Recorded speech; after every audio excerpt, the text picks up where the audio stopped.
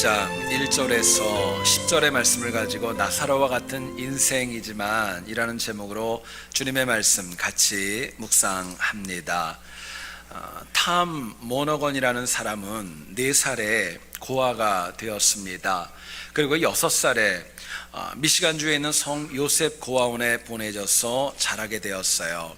상처 때문에 성격이 굉장히 포악해졌고 걸핏하면 사람들하고 부딪히면서 다니는 학교마다 퇴학을 당하는 경우가 더 많이 있었습니다. 그렇기 때문에 그 어린 영혼에게는 웃음과 희망을 잃어버린 채 그렇게 하루하루를 살아가고 있었습니다. 다행히 유독 성당에 다니는 베레다 수녀님만은 이 탐을 이해해 주었고 상처로 가득했던 이 아이에게 매번 격려하고 위로하고 귀한 메시지를 주었습니다. 힘들어하는 아이에게 항상 이렇게 얘기했대요. 하나님은 너를 절대로 버리지 않아. 하나님은 너를 사랑한단다. 힘들고 어렵니? 하나님 앞에 기도해라. 이야기를 했답니다. 이 탐은 그렇게 불우하게 성장을 하고 자랐습니다. 그리고 23살의 나이에 생계를 위하여서 피자 가게를 개업하게 됩니다. 처음에 시작했을 때 이 탐 모너건은 피자 한 판을 만드는데 불과 11초가 걸릴 정도로 손이 빨랐고 참 맛있게 피자를 만들었다고 합니다. 작은 사업이 시간이 지나면서 성장해 나갔고 그것이 오늘날 우리도 많이 접하게 되는 도미노 피자의 시작이었다고 합니다. 이사야 64장 8절을 보면 성경이 이렇게 얘기를 합니다. 우리는 진흙이요 주는 토기장이시니 우리는 다 주의 손으로 지으신 것이니이다 말씀하세요. 여러분, 우리가 믿는 하나님은 깨진 토기와 같은 인생을 새로운 존재로 만들어 주시는 분입니다. 토기장이 되신 하나님께서는 때로 우리에게 역경과 아픔도 주시고 때로는 주변 사람을 통하여서 나를 연단하시고 정말 힘있게 하실 경우도 많이 있습니다. 그러는 가운데 아프기도 합니다. 슬프기도 합니다. 새롭게 배우고 도전받는 경우도 우리의 삶에 적지 않습니다. 그럼에도 불구하고 하나님이 저희들에게 주시는 귀한 영적인 메시지가 있습니다. 하나님이 쓰시려고 작정한 영혼은 절대로 안 버린다는 사실입니다.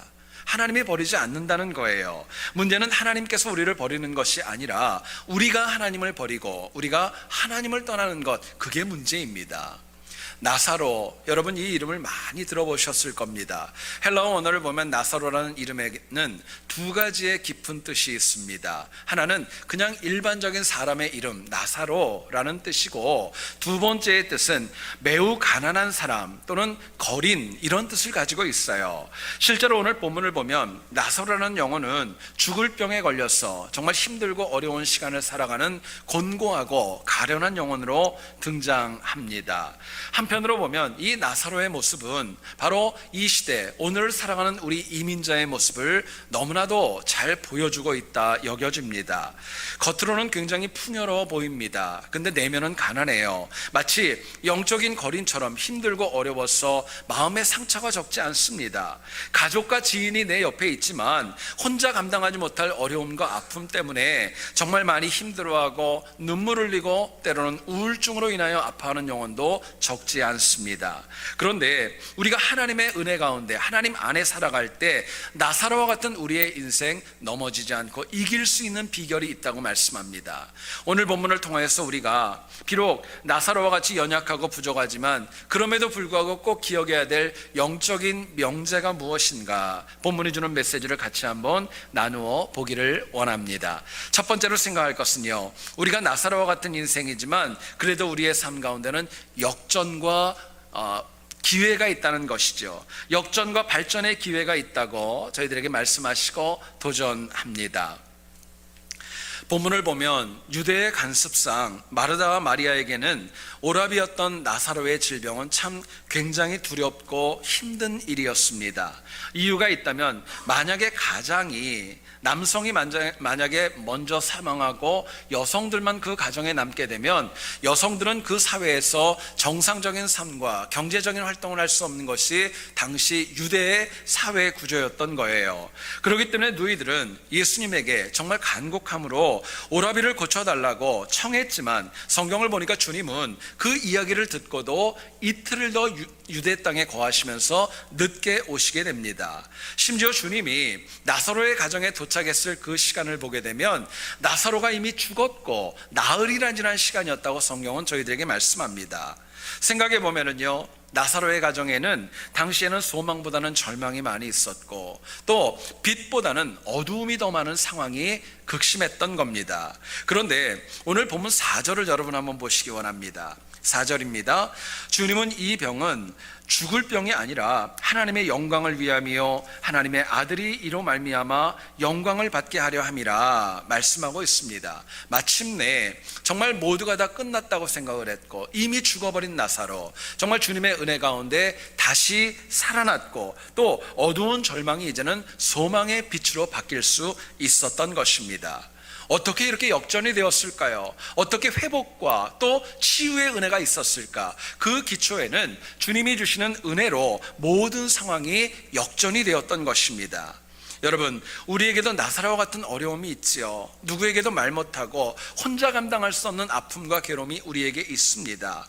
때로는 그것이 길이 안 보이고 답이 안 들리고 상황이 너무너무 어렵지만은요, 잊지 마세요. 그 상황을 역전시켜 줄 하나님이 있습니다. 하나님만이 그 모든 것을 역전시켜 줄 수 있다고 이야기합니다. 저는 말씀을 묵상하며 생각해 봤습니다. 영적인 역전은 불신자에게 주어지는 거 아닙니다. 하나님을 믿는 영혼들에게만 주어지는 하나님의 은혜이고 특권입니다. 문제는 우리의 삶에 역전과 회복과 치유가 있지만 우리가 그 주님을 버리고 떠나서 살아가는 것, 그것이 문제입니다. 여러분, 우리가 나사로와 같은 인생이라 할지라도 끝까지 하나님 붙들고 살아가는 영혼에게는 역전이 있습니다. 치유가 있습니다. 회복이 있는 거예요. 자, 그렇다면 우리가 나사로와 같이 힘들고 어려운 인생에서 삶의 역전, 치유, 회복을 경험하려면 과연 무엇이 필요할까 묻게 됩니다. 본문은 저희들에게 이렇게 얘기를 합니다. 우리가 세상과 사람이 아니라 오직 예수 그리스도에게 도움을 청할 때, 그분에게 나아갈 때 하나님이 주시는 은혜로 역전과 치유가 있어서 나사로와 같은 인생을 힘있게 살아갈 수 있다고 저희들에게 말씀합니다. 여러분, 영적인 역전, 회복, 치유, 이거는 누구에게나 필요합니다. 말을 하지 않아서 그렇지 모두에게 필요해요. 그러나 이 은혜는 모두에게 주어지는 것은 역시 아닙니다. 본문 3절을 여러분 한번 보세요. 그 누이들이 예수께 사람을 보내어 이르되 주여 보시옵소서, 사랑하시는 자가 병들었나이다 말씀합니다. 마르다와 마리아는요, 나사로, 오라비가 병들었을 때 다른 어떤 누구보다도, 다른 그 무엇보다도 가장 먼저 예수님에게 사람을 보내서 도움을 청하게 됩니다. 여러분, 마르다와 마리아가 자기의 오라비의 병을 고칠 방법 다른 곳에서 찾을 수 있었습니다. 물질적으로도 좀 여유가 있어서 의사를 찾을 수도 있는 상황이었던 거예요. 실제로 요한복음 12장 5절을 참고하면은요, 마리아가 좀 지난 후에 예수님에게 부었던 향유가 무려 300데나리온이나 되었다라고 이야기합니다. 여러분, 300데나리온의 돈은 뭐냐면요, 청년이 하루를 일하고 받는 것이 1데나리온입니다. 300일 동안이나 일하고 남는 그 큰 돈을 향유로 만들어 가지고 그것으로 주님에게 부을 정도로 그 가정은 빈궁하지 않았던 거예요.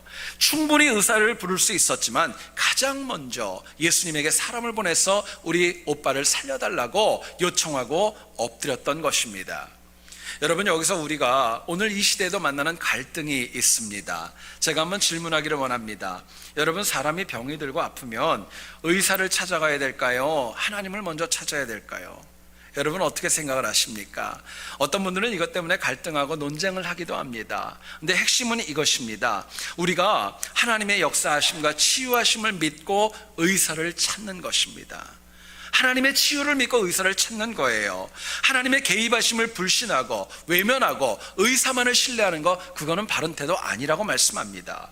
결국 나사로 같은 인생에서 어려움에 처할 때 우리가 할 수 있는 가장 중요한 것은 하나님을 먼저 찾는 것입니다. 그게 믿음이고 그게 능력이고 그게 회복의 비결이라고 말씀합니다. 그러나 현대신앙인의 많은 모습을 보게 되면 나사로와 같은 어려움에 처해도 하나님을 찾지 않습니다. 그렇기 때문에 하나님은 이미 역전의 기회, 치유의 은혜, 회복의 은혜를 준비하셨음에도 불구하고 그것을 누리지 못할 때가 너무나도 많이 있다고 저희들에게 말씀합니다. 여러분, 히스기야가 죽을 병에 걸린 적이 있었죠. 선지자 이사야가 갑자기 찾아와서 당신이 죽을 거니까 이제 준비하라고 일방적으로 통보를 하고 처소를 떠나게 됩니다. 당시 히스기야가 범죄하고 하나님 앞에 죄를 지었던 영은 아니었습니다. 다른 어떤 왕보다도 신실했고 하나님을 붙들었던 왕인데 그런 갑작스러운 어려움에 빠지게 되었던 거예요. 놀라운 것은 히스기야가 왕이었습니다. 의사를 찾을 수도 있었고 약을 찾을 수도 있었고 방법을 찾으려면 얼마든지 있었어요. 그런데 그런 가운데 히스기야가 가장 먼저 했던 행동이 열왕기하 20장 3절에 나옵니다. 성경은 이렇게 얘기를 합니다. 여호와여, 구하오니 내가 진실과 전심으로 주 앞에 행하며 주께서 보시기에 선하게 행하신 것을 기억하옵소서 하고 히스기야가 심히 통곡하더라 이야기합니다. 여러분, 히스기야는 왕이었지만 나사로와 같이 죽을 병에 걸렸던 영혼이었어요. 그런데 가장 먼저 하나님 앞에 엎드렸을 때 하나님이 그 영혼을 회복과 치유와 역전의 은혜를 주셨던 겁니다. 실제로 여러분, 죽을 병에 살아났습니다. 15년의 인생을 더 많이 연장받을 수 있었던 거예요. 우리가 이민자로 이 땅을 살아갈 때 생각지 않았던 아픔, 갈등, 좌절, 낙담 적지 않습니다.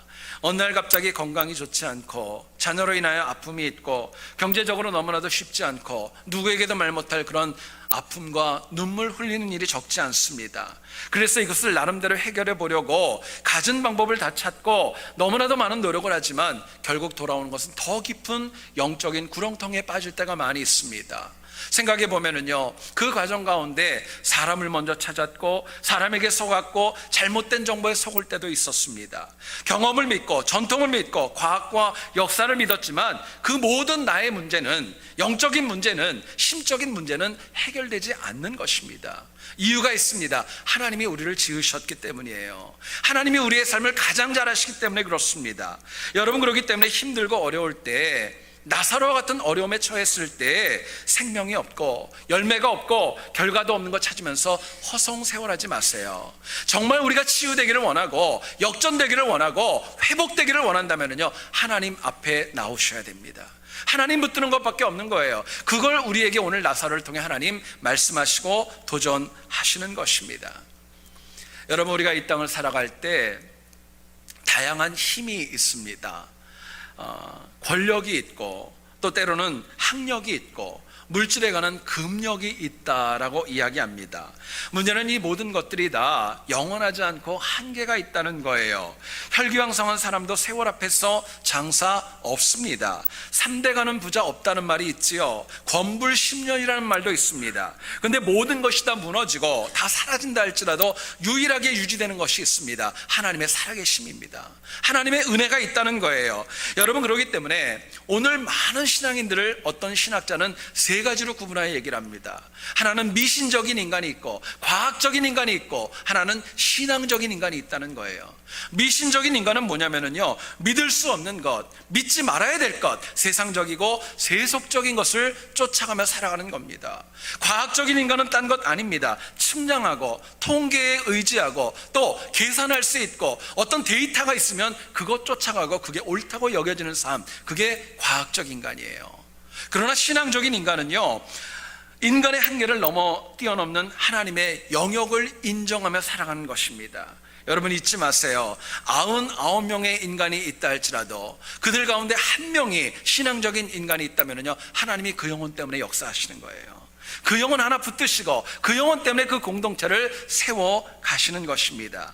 저는 여러분들 각자가 다 미신적인 인간, 과학적인 인간, 이거 넘어서 신앙적인 인간 되기를 간절히 축원합니다. 이 은혜가 필요한 거예요. 그런데 오늘날 이 교회 안에는 너무나도 많은 미신적인 인간이 많이 있어요. 여러분, 실제로 우리 주변을 보세요. 결혼 날짜 구하는데 그냥 구하지 않죠. 이사하는 날짜 손이 타지 않는 날을 구하지 않습니까? 우리 교회는 없어요. 근데 남의 교회 권사님들 보니까 전 보러 다니시더라고요. 여러분, 그러면 안 돼요. 그건 미신적인 인간이에요. 과학적인 것도 마찬가지예요. 인터넷 봐가지고 좀 더 누가 많이 있다 그러고 알고 보면 그릇된 정보인데 그거 붙들고 살아가는 경우 얼마나 많이 있는지 모릅니다. 여러분, 환난이 있다 할지라도 이기는 것은 믿음밖에 없습니다. 요한복음 16장 33절 예수님 말씀하세요. 세상에서는 너희가 환난을 당하나 담대하라, 내가 세상을 이기었노라 말씀하세요. 여러분, 신앙은 딴 것 아닙니다. 때로 내 마음대로 안 되고 어려울수록 그래도 하나님 붙들고 살아가는 겁니다. 그게 믿음이에요. 하나님께서는 그렇게 하나님만 바라보고 하나님께만 묻고 살아가는 영혼 절대로 버리지 않습니다. 외면하지 않습니다. 내가 상상한 것보다 더 큰 역전과 회복과 치유의 은혜로 우리의 삶을 채워주시는 거예요. 여러분, 그렇기 때문에 내가 좀 나사로와 같이 어렵다고, 좀 건강이 좋지 않다고, 재정적으로 힘들다고, 뭐가 부족하다고 그러면 그럴수록 딴 것 찾지 말고 하나님 붙드는 겁니다. 그래야 역전이 가능합니다. 오늘도 패역한 세상을 향해 저희들이 이제 나갈 겁니다. 주님의 도우심으로 인하여서 고난 가운데 역전되는 승리로 날마다 살아가는 우리 모두 될 수 있기를 다시 한번 주의 이름으로 축원드립니다. 두 번째로 생각할 것은요, 우리가 나사로와 같은 연약한 인생을 살아가지만 우리 주변에는 하나님이 붙여주신 동역자가 있다는 거 기억하고 살아가셔야 돼요. 내 주변에는 나도 모르게 나를 위해 기도하고 나와 함께하는 동역자들이 있기 때문에 내 인생은 회복되고 치유될 수 있다고 말씀합니다. 성경을 보면 나사로의 동생 가운데 마리아, 주님 앞에 향유를 붓고 자기 머리털로 주님의 발을 닦을 정도로 참 헌신적인 여인이었습니다. 마르다는 어땠나요? 이 마르다는 주님께서 베다니에만 오시면은 만사를 제쳐놓고 주님을 섬기고 공개했던 열정적인 헌신자였습니다. 여러분, 이처럼 나사로가 비록 병들었지만 그 주변에는 이처럼 신실하고 복된 동역자가 있다는 거 참 은혜였습니다. 그런데 오늘 본문을 보면 나사로 주변에서 가장 복되고 가장 강력한 동역자가 있습니다. 바로 예수 그리스도입니다. 여러분, 본문 3절 한번 보세요. 3절을 보시면은요, 이 누이들이 얘기를 합니다. 주님 앞에 얘기를 하는 거예요. 사랑하시는 자가 병들었습니다. 이야기를 해요. 5절을 보세요. 5절을 보시면은요, 예수께서 나사로를 사랑하셨다라고 말씀합니다. 성경을 보면 5절과 3절 모두가 다 똑같은 사랑이라는 단어가 쓰여져 있어요. 근데 원어를 보게 되면은 3절에 나오는 단어는요, 필리오라는 단어예요. 친구로 사랑했다는 것이고, 5절을 보게 되면 아가페, 무조건적인 하나님의 사랑으로 사랑하셨다는 의미입니다. 이를 해석하면 이렇습니다. 두 누이는, 마르다와 마리아는요, 주님이 나사로를 친구로 사랑하셔서 그래서 도움을 청했다는 거예요. 근데 알고 보니까 예수님께서는 그 마르다와 마리아의 생각과는 다르게 나사로를 무조건적으로 하나님의 사랑으로 그 영혼을 귀하고 복되게 여겼다라고 말씀합니다. 여러분, 결국 나사로는 죽을 병에 걸렸어요. 힘들었어요. 어려웠지만 그 주변에는 든든한 동역자들이 적지 않았던 것입니다. 이민자로 살면서 누구나가 한 번은 생각해보고 한탄해봤던 내용이 있을 겁니다. 왜 나만 이렇게 힘들까? 왜 나만 이렇게 힘들까? 왜 나만 이렇게 고독할까? 왜 나는 이렇게 다른 사람들하고 비해서 건강이 좋지 않을까? 왜 나는 이렇게 어려울까? 많은 생각이 들 수 있습니다.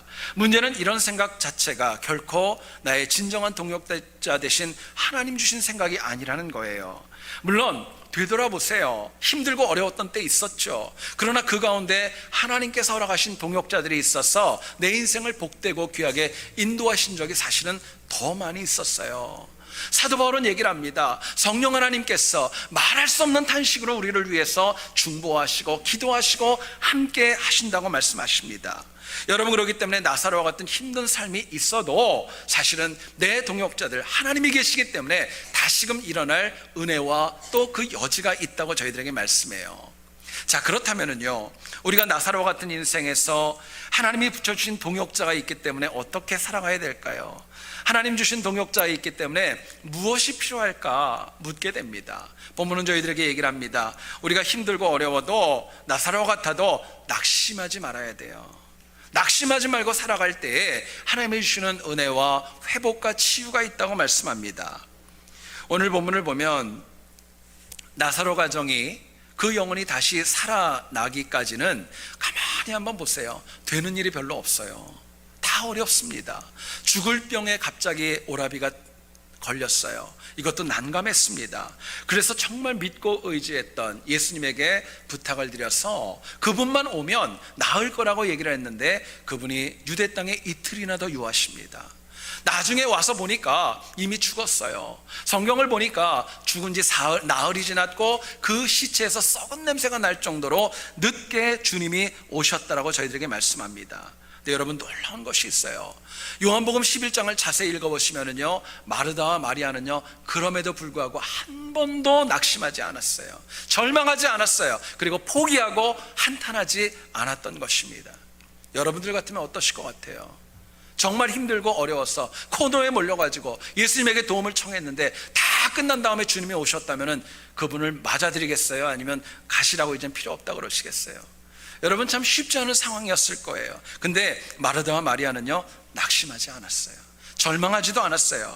여러분, 가만히 보면은요, 주님은 그 두 명을, 마르다와 마리아를 힘들게 하기 위해서 일부러 늦은 거 아닙니다. 하나님의 영광을 위해서 계획이 있어서 주님 늦게 오신 거예요. 특히 본문 8절을 보세요. 주님이 그냥 온 거 아닙니다. 평화로운 가운데 온 거 아니에요. 만약에 베다니 쪽으로 유대에 가까이 오면 누군가가 또다시 돌을 들어가지고 주님을 치려가는 박해가 있었지만 그래도 나사로 살리려고 주님이 왔던 것입니다. 마르다와 마리아는 정확하게 예수님의 계획과 그 플랜을 제대로 몰랐지만은요, 주님은 그 가정 나사로를 위한 분명한 계획과 사역과 일하심이 있었던 거예요.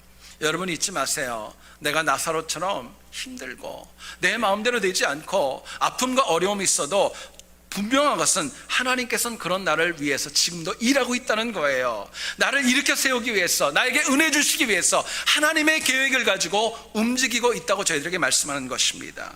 여러분, 그렇기 때문에 지레짐작으로 그냥 내 마음대로 내가 정말 뭔가가 보이지 않는다고 절망하고 실망하고 낙담하는 것, 그거는 하나님 보시기에 아름답지 못한 모습이라고 이야기합니다. 여러분, 실제로 보세요. 낙담과 절망은 하나님이 주시는 거 아닙니다. 성경 어디에 하나님이 인간에게 낙담을 주신다는 말이 어디 있어요? 악한 마귀가 주는 것입니다. 결국 아무리 힘들고 어려워도 하나님 붙들고 낙담을 이겨나가는 것, 그게 신앙생활입니다. 그게 영적인 전쟁이에요. 데살로니가전서 5장 16절과 18절을 보면 사도 바울이 참 유명한 말씀을 저희들에게 전해줍니다. 항상 기뻐하라, 쉬지 말고 기도하라, 범사에 감사하라 이야기합니다. 바울은 신약성경 가운데 13권의 서신서를 기록하였습니다. 그 가운데 가장 먼저 기록한 것이 데살로니가전서입니다. 그렇기 때문에 데살로니가전서를 기록할 당시에 보면은 바울은 가장 큰 오해와 핍박과 사람들에게 진심이 받아들여지지 않을 때였습니다. 여러분, 바울은 하나님을 만났어요. 거듭났습니다. 더 이상 박해자가 아니라 헌신자로 섰지만 아무도 바울을 받아주지 않았어요. 믿어주지 않았습니다. 뿐만 아니라 박해했고 핍박하면서 그 어려움과 마음고생이 적지 않았던 거예요. 당시 바울이 누군가를 아프게 하고 범죄하고 미혹해서 그렇다? 그거 아니었습니다.